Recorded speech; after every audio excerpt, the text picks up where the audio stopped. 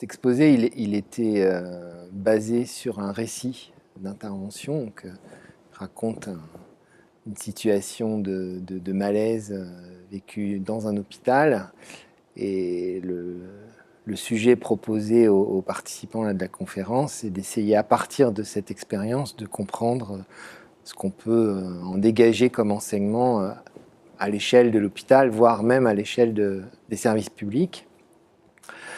Et peut-être ce qu'il faut retenir, c'est comment l'hôpital est en difficulté, et du coup les personnels aussi, dans la gestion de la tension qu'il y a entre, d'un côté, la nécessité d'une attention particulière aux individus. Donc on reçoit tous les patients et en même temps on a une attention à chacun, et contrebalancée, ou en tension plus exactement, avec des enjeux de gestion qui ramènent l'activité de soins à l'acte.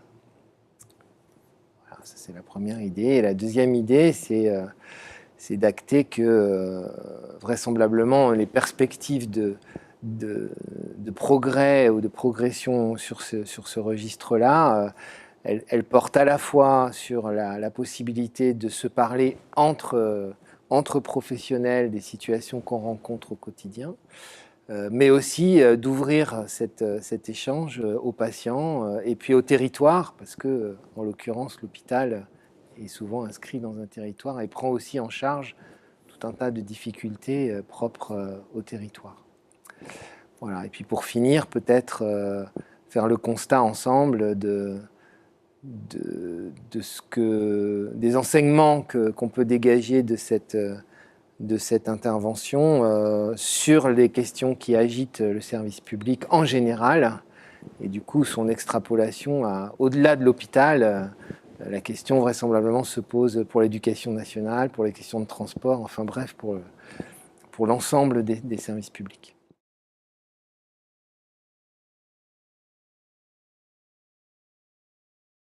Il y avait dans la salle plusieurs personnes qui sont issues des professions de santé, donc je trouvais que c'était intéressant l'écho qu'il faisait aux propos, le fait qu'il se retrouvait dans un certain nombre d'éléments évoqués, donc ça